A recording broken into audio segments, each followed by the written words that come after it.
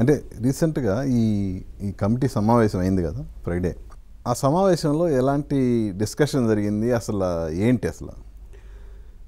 Actually మాకు ఏదైతే మా కార్మికులందరికీ మొదటిగా ఇంతవరకు ఇండస్ట్రీ వచ్చి ఒక 40 years ముగుస్తుంది, ఇంతవరకు కార్మికుల కష్టాలు తెలుసుకున్న ఏ ఒక్క రాష్ట్ర ముఖ్యమంత్రి వర్యులు లేరండి ఇప్పటి వరకు.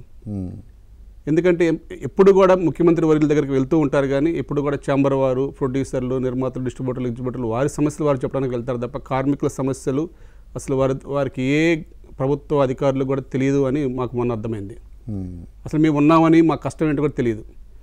మొన్న కూడా గౌరవ ముఖ్యమంత్రి వర్యులకి చాలా మా కార్మికులు మేము చేసే నిరసన వేరే రకంగా చేస్తున్నారని పలు విధాలుగా మా మీద నిందాపనిందాలుగానే చెప్పారు తప్ప మా కష్టాన్ని ఎవరికీ చెప్పలేదు. తర్వాత ముఖ్యమంత్రి గారు అసలు ఏంటి వీళ్ళ కష్టం ఏంటి, వీళ్ళ నష్టం ఏంటి నేనే స్వయంగా తెలుసుకుంటానని చెప్పిన ఏకైక వ్యక్తి, కార్మికుల కష్టం డైరెక్ట్గా తెలుసుకుంటానని చెప్పిన మొదటి ముఖ్యమంత్రి వర్యులు శ్రీ రేవంత్ రెడ్డి గారికి అయితే మా కార్మికుల పక్షాన అందరి తరపున ప్రత్యేక అభినందనలు తెలియజేసుకుంటున్నాం మీ ద్వారా.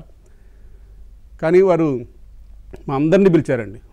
ఎవరైనా ఒకరిద్దరిని పిలుస్తారు కాదు, మా 24 కార్మిక సంఘాల నాయకులు అందరినీ పిలిచారు.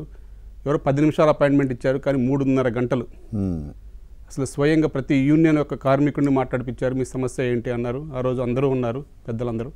వారి సమక్షంలో మా యొక్క కష్టాలన్నీ తెలుసుకున్న తర్వాత సరే ఏదేమైనా మన ఈ రాష్ట్ర ప్రభుత్వం రేవంత్ రెడ్డి గారి ఆధ్వర్యంలో తెలంగాణలో మన సినిమా పరిశ్రమలో చాలా పెద్ద హబ్బులాగా చేయడానికి మేము ప్రయత్నం చేస్తున్నాము.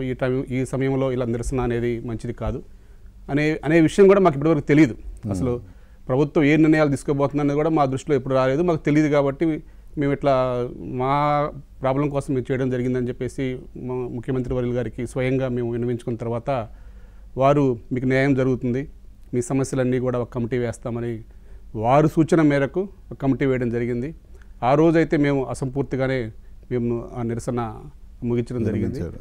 ఆ తర్వాత మా సమస్యలన్నీ మా పెద్ద సమస్యలు కూడా కాదు, 2-3 సమస్యల మీదే మేము వారికి విన్నవించుకోవడం జరిగింది. వారు కూడా ఈ సమస్యల కోసమై మీరు ఇంత చేసింది, అటు నిర్మాతలు కూడా మరి సహకరించాలి కదా అని చెప్పేసి వారు చెప్పి సరే వారి నిర్ణయం కూడా ఏంటో తెలుసుకుందామని చెప్పేసి ఒక కమిటీ వేయడం జరిగింది.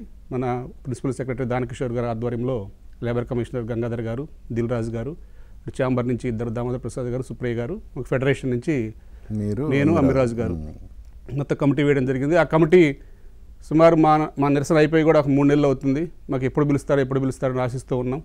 తర్వాత ఇంకా ఎప్పుడు వాళ్ళ టచ్లో ఉన్నాం. తర్వాత మాకు నోటీసుల ద్వారా తెలియజేసి నిన్న ఫ్రైడే మమ్మల్ని పిలవడం జరిగింది. దాంట్లో చాలా సానుకూలంగా నాకైతే చాలా సానుకూల వాతావరణం మాకు కనిపించింది.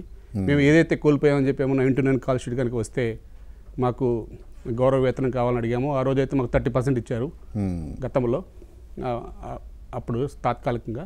దాన్ని 50% అడిగాము, దానికి కూడా సుముఖత వ్యక్తం చేశారు. అట్లాగే సండేలు యాక్చువల్లీ మేము డబుల్ కాల్ షీట్ తీసుకునే వాళ్ళం సండే చేస్తే, మొన్న మాకు 1.5 కాల్ షీట్ చేశారు. మేము చేసేదాన్ని కోల్పోయామని చెప్పేసి మేము వారికి విన్నవించుకోవడం జరిగింది. సండే అనేది కంపల్సరీ ఎవరికైనా కావాల్సిందే కాబట్టి దాన్ని ఎలా చేయొచ్చు అనేది ఒకసారి మళ్ళీ నిర్మాతలతో మాట్లాడి అసలు ఎన్ని షూటింగ్లు జరుగుతాయి సండే, ఎలా చేయొచ్చు అనేది మాట్లాడి ఇమీడియట్లీగా అది కూడా మాకు అనుకూలంగా ఇస్తామని చెప్పారు. కానీ మొన్న మాకు జరిగింది ఏంటంటే మాకు ఉన్న 24 యూనియన్లలో కొన్ని యూనియన్లని సరే అగ్రిమెంట్ రూపంలో ఉంటాయి కాబట్టి ఒక 11 యూనియన్లు ప్రాబ్లం లేదు, మిగతా 13 యూనియన్లు ఆ డైలీ వేజెస్గా ఉంటాయి కాబట్టి వర్కర్స్ వైజ్గా వాటిల్లో కూడా కొన్ని భాగాలు విడగొట్టారు.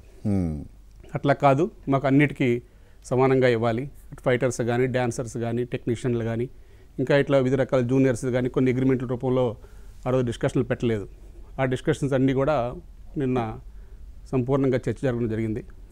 అవన్నీ కూడా అందరికీ ఒక ఈవెన్గా ఉండాలని చెప్పాము.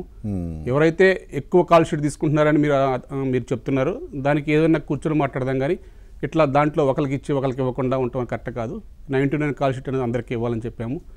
అంటే 99 కాల్ షీట్ జరిగితే, బట్ 99కి ఒక విధంగా అంగీకారం వచ్చింది. మేము అడిగిన వేతనం కూడా ఇస్తా అన్నారు. మేము అడిగిన వేతనం ఇస్తే మేము చేస్తా అని చెప్పాము.